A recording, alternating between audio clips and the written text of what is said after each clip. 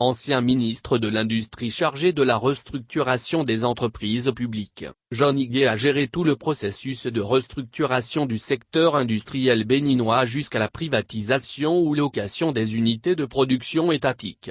Il revient dans cette interview sur les causes du fiasco industriel béninois et évoque les avantages de la décision du chef de l'État, Patrice Talon, de signer le retour de l'État dans le secteur industriel. La Nation, vous aviez été le ministre chargé de la privatisation des unités de production du Bénin sous le régime Kérékou-I. Qu'est-ce qui a ruiné l'expérience béninoise en matière d'industrialisation? Professeur Jean Higuet, pendant la Révolution, les dirigeants ont voulu structurer l'économie béninoise. Ils ont fait beaucoup d'efforts. Il y a eu plusieurs commissions d'orientation économique. Ces commissions ont débouché sur le fait que sans structurer l'économie béninoise autour des activités industrielles, on ne peut pas moderniser le pays. Et pendant ce temps, ils ont réussi à créer 152 unités industrielles. C'est le plus gros effort que la Révolution a fait en y injectant des milliards. Deux choses ont ruiné cette expérience qui est une expérience de très grande qualité. Dans la création industrielle, non seulement on donne de la valeur ajoutée aux productions locales primaires mais on forme les gens techniquement. Cet aspect de la formation technique est plus important que la rentabilité des entreprises. Or, c'est sur la rentabilité des entreprises que tout le monde insistait. Ce n'est pas seulement la question de la rentabilité, c'est la question de la formation des cadres compétents pour gérer l'État. C'est à travers des activités techniques de haut niveau qu'on peut former de grandes compétences et non à travers ceux qui gèrent les parapheurs, les correspondances administratives.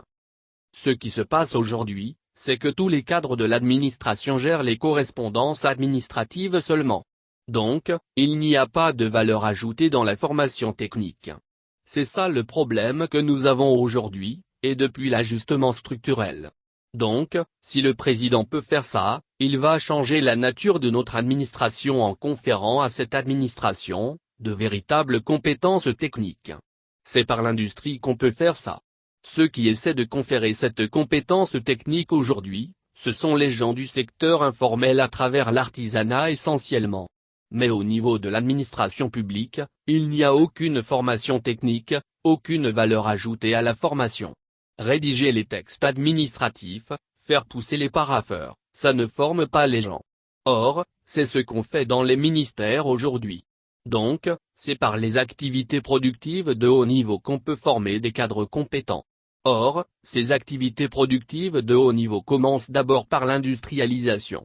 Donc, je le soutiens pour ça, à 100%. Donc, la Révolution a fait toutes ces choses mais elle n'a pas eu les résultats escomptés en ce qui concerne les bénéfices qu'on devrait tirer de la production industrielle. Ces bénéfices ont été compromis par trois situations.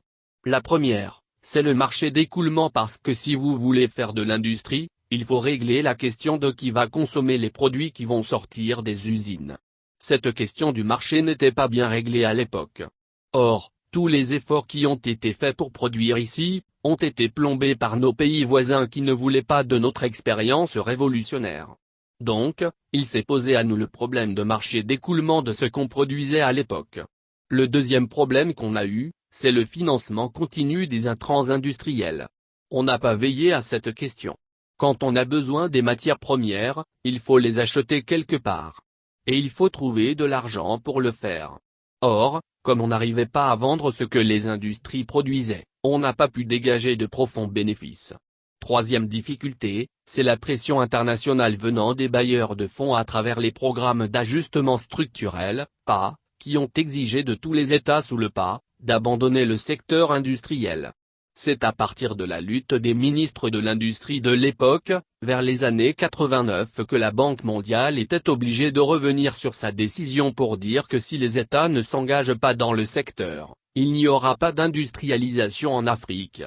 Parce que le secteur privé à qui on veut confier l'économie n'a pas la formation qu'il faut pour s'engager dans le secteur industriel. C'est pour cela que ce secteur privé est resté cantonné jusqu'à aujourd'hui à des activités spéculatives fondées essentiellement sur les services. À l'exception du Nigeria, il n'y a pas de secteur privé africain qui soit dans l'industrie. Et au Nigeria, ça marche parce que l'État a réorganisé le secteur privé autour des spécialisations. Là-bas, ça a été très bien organisé. Les Ghanéens ont suivi les Nigérians en créant certains secteurs industriels dynamiques mais essentiellement axés sur les pneus/PMI. C'est pour cela que je soutiens le président Talon.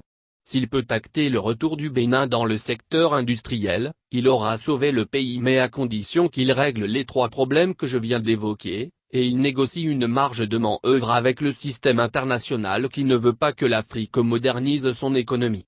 Tout le système international est un système qui protège ses activités industrielles et veut que l'Afrique soit seulement un marché de consommation. À vous écouter, on a l'impression que le Bénin a connu une forte régression industrielle. Des indépendances à aujourd'hui, l'Afrique a perdu énormément en matière d'expérience industrielle. Comme exemple, jusque dans les années 80, on avait 42 unités industrielles textiles dans la sous-région. Aujourd'hui, il ne reste que 12. Toutes les autres ont fermé par faillite. Donc, on est en régression industrielle dans beaucoup de domaines. Les seules industries qui tiennent encore aujourd'hui, c'est la brasserie et la cimenterie qui sont des industries simples du point de vue de leur structure technique et de leur mode de financement.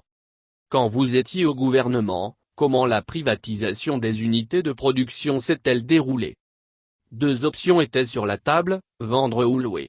Quand on a mis sur le marché l'avis de vente de ce qui est vendable, seules les multinationales étrangères se sont présentées. Aucun national. Ça a été notre premier choc, et le gouvernement a estimé que tout notre patrimoine économique va tomber dans l'escarcelle des multinationales. Ça veut dire qu'on retourne vers la dépendance. On n'a pas vu les nationaux capables d'acheter. J'ai tout fait pour réorganiser les nationaux en association pour qu'ils puissent mettre l'argent ensemble pour qu'on achète. Ils n'ont pas pu à cause de leurs problèmes personnels. Le cas de la sucrerie de Savay a été un grand choc pour moi. Des lobbies d'importateurs de sucre sur le marché international ont empêché les nationaux de s'intéresser à cette société. Alors que je n'avais besoin que de 10 milliards. Ils ont tout fait pour m'empêcher de mobiliser 10 milliards pour relancer Savay. On avait fait venir les Mauriciens pour nous apporter leur soutien. Les Mauriciens avaient besoin que les banques de la place leur prêtent seulement 6 milliards. Les banques ont refusé. C'est aussi ça les problèmes que nous avons rencontrés dans la privatisation. Pour contourner ces problèmes, on a dû faire les locations. On va louer les entreprises à des gens qui ont de l'argent. C'est par la location qu'on a réglé la question de Savay et d'Onibolo et de tout le secteur du ciment. Par contre, on a pu vendre la béninoise parce que c'est juteux. Et malgré que Castel l'ait acheté, il a fermé par à-coup. Donc, à la place de 2 unités de brasserie qu'on avait, on est aujourd'hui à 1. Il y a une réduction de notre expérience industrielle dans ce sens. Mais là où on a connu le plus grand échec, c'est le secteur textile. On a fermé Ibetex à Parakou, on a fermé Sobetex à Cotonou et on a fermé la Citex à Lokossa. On a complètement échoué alors que nous sommes actifs dans le secteur du coton et aujourd'hui nous sommes le premier producteur de coton en Afrique. Vous voyez que c'est une contradiction. On a la matière première mais on n'a pas d'unité pour la transformer. C'est pour cela que je soutiens ce projet du président Talon. S'il peut rouvrir les industries textiles, ça va être une très bonne chose. En amont à l'annonce du retour de l'État dans le secteur industriel, le gouvernement a réformé le secteur éducatif national de sorte que 70% des diplômés du BEPC soient orientés vers les lycées. Sans risque de se tromper, l'on peut affirmer qu'en partie, ces 2 décisions vont de pair puisque vous évoquiez plus haut la question des compétences techniques. Effectivement, pour aller vers l'industrie, il y a des réformes préalables. La première de ces réformes, c'est de former les compétences pour l'industrie. Donc, ça aussi c'est une bonne orientation. Ce qu'il dit là, c'est de changer la nature de nos collèges d'enseignement général, SEG, et de nos universités, de transformer les SEG qui ne sont que des centres de bavardage inutiles, en centres d'activité productive. Mais le problème qui va se poser est où trouver les formateurs, les compétences pour faire cela? Et il faut mettre en place un programme rigoureux de spécialisation pour qu'on ne crée pas aussi des surplus inutiles. Et en faisant cela, il va changer complètement la question du chômage des jeunes au Bénin.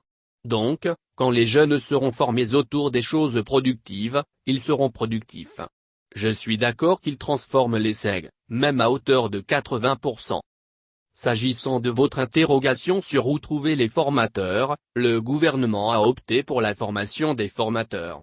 Bon nombre de spécialistes ont été envoyés à l'étranger dans cette optique afin qu'ils soient véritablement aguerris dans leur domaine et qu'au bout du rouleau, cela rehausse considérablement le niveau des apprenants. Somme toute, selon vos explications, le président Talon a bien fait de signer le retour de l'État dans ce secteur, et pour une expérience industrielle réussie, le pays doit prendre 3 précautions.